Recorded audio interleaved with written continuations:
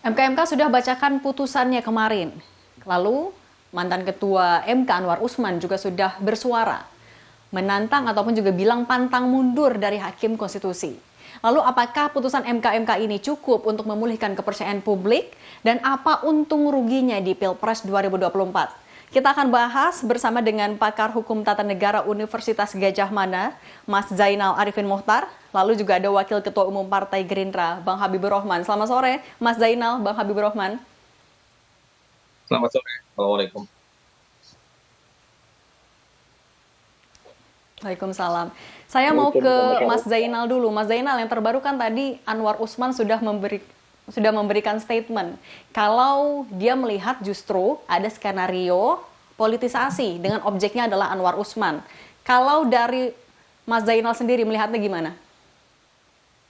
Iya, saya sebenarnya rada kaget juga ya, seorang hakim konstitusi, pengalaman 40 tahun menjadi hakim, juga doktor dalam ilmu hukum, paham ilmu agama, berkali-kali ditekankan begitu, tapi kemudian tidak paham dengan konflik kepentingan. Saya kira ajaran konflik kepentingan itu ajaran yang sangat sederhana dan memang sudah dimulai dalam konteks negara demokrasi untuk mengatakan konflik kepentingan itu tidak boleh terjadi di seorang hakim. Nah, saya tidak tahu bagaimana mungkin kemudian apa Pak Anwar Usman menegasikan konsep konflik kepentingan itu, lalu kemudian membangun narasi-narasi. Saya kira apakah ada narasi untuk menyudutkan Mahkamah Konstitusi, saya tidak tahu. Apakah ada upaya digerakkan untuk menuju ke arah sana, saya tidak tahu. Tapi hal yang jelas sebenarnya, putusan 90 kemarin yang dibacakan, itu lahir dari konteks yang tidak sederhana. Di dalam putusan MK sendiri dicantumkan bagaimana sebenarnya peristiwa yang dilakukan oleh Anwar Usman, betapa tidak berintegritasnya, karena ada 5 poinnya yang dikatakan oleh MK, melanggar soal integritas, melanggar soal imparsialitas, dan melanggar begitu banyak lagi poin yang lain yang itu dilakukan oleh Anwar Usman. Nah, satu sisi saya menganggap bahwa silahkanlah kalau mau membangun narasi bahwa ada semacam orkestrasi untuk menjatuhkan dia atau apa, saya kira itu silahkan, itu bagian dari hak pribadi dia. Tapi pada saat yang sama kita semua yang barangkali belajar hukum dan tahu bahwa konteks yang dilakukan kemarin tidak pas, itu punya juga hak untuk bersuara, punya hak juga untuk melaporkan, dan saya kira apa yang terjadi kemarin sudah selesai, sudah dilaporkan dan dia sudah diperiksa, dan dia sudah memberikan juga pembelaannya di hadapan MK karena dia dipanggil oleh MK secara layak. Dan harus diingat, dia bukan dipanggil sendiri, ada 8 hakim lain yang dipanggil juga untuk melengkapi cerita itu, juga berbagai media, berbagai laporan, dan lain-lain sebagainya. Dan saya kira apa yang dilakukan Anwar Usman tadi itu bukan hanya melawan nalarnya Prof. Jimli Bintan dan Pak Wahiduddin, tetapi juga melawan nalar 8 hakim lain, melawan nalar para pemohon, termasuk menurut saya melawan nalar seluruh orang di Republik ini yang merasa bahwa memang ada yang salah dilakukan oleh Anwar Usman kemarin.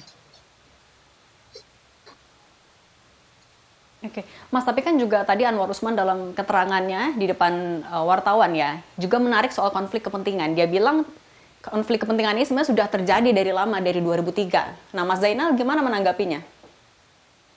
Saya kira dari dulu juga kita teriakkan soal konflik kepentingan itu. Dan dari dulu kita sudah katakan kepada Mahkamah Konstitusi, jangan paksakan konflik kepentingan itu terjadi. Kita udah ceritakan, kita udah dorong bagaimana misalnya, ada begini, harus kita kategorisasikan beberapa konflik kepentingan. Ada konflik kepentingan yang diambil, itu bersifat institusi secara keseluruhan dan itu tidak terhindarkan. Ada beberapa ya, tetapi ada juga yang memang seharusnya bisa dihindari oleh Mahkamah Konstitusi. Saya taruh misalnya adalah pengujian terhadap usia hakim MK yang kemarin diputus oleh MK. Kita dulu udah bilang, jangan hindarkan nih, tetap saja silahkan putus, tapi berlakukan dia setelah hakim berikutnya. kan begini ya, kalau Anda mengatakan soal konflik kepentingan, ada beberapa kewajiban yang dilakukan. Satu adalah mendeklarasi, kedua kemudian mundur kalau memang dia tidak diperiksa. Kalau tidak terhindarkan memeriksanya, maka bisa dihilangkan Oke. konflik kepentingannya, termasuk dengan memberlakukan di pemilu berikutnya atau memberlakukan di hakim berikutnya. Oke. Kalau kita baca konstitusi Amerika, Amerika juga melakukan hal yang sama ya. Dia Oke. menunda ke berikutnya. Jadi saya bilang begini, kalau misalnya dalam berbagai kasus, dan kita juga sudah sampaikan, dalam misalnya seperti pengujian usia pensiun hakim kala itu, kita udah bilang MK mbok ya kedepankan itu, lempar dia ke depan, lempar dia menjadi setelah bukan hakim untuk hakim saat ini, tapi untuk hakim berikutnya. Dengan begitu, tidak ada sebenarnya kecurigaan orang soal konflik kepentingan. Oke. Sama dan dalam kasus ini, putusan 90. Saya sudah sampaikan sedari awal waktu ini masuk, saya bilang jauh lebih wise bagi MK untuk melempar setelah pemilu 2024 saja. Supaya terhilang semua kesulitan, hilang semua prasangka bahwa ini disidangkan oleh MK yang punya konflik kepentingan satu. Tapi jangan lupa lagi begini ya, jangan seakan-akan pelanggaran oleh Anwar Usman itu hanya sekedar soal dia menyidangkan kasus yang dia konflik kepentingan. Silahkan baca putusan MK. Di situ ada juga pelanggaran, dia menyampaikan sesuatu, perkara yang masih berjalan, itu dia udah sampaikan duluan di hadapan mahasiswa. Itu pelanggaran. Ada juga pelanggarannya adalah dia mencoba mencoba masuk ke hakim-hakim yang lain untuk mendorong atau kemudian mengajak atau kemudian mendorong mempengaruhi hakim lain. Saya kira pelanggarannya bukan hanya sekedar soal kita bicara soal konteks mahkamah keluarga. Jadi saya merasa Mas Zainal, kita tahan dulu sebentar.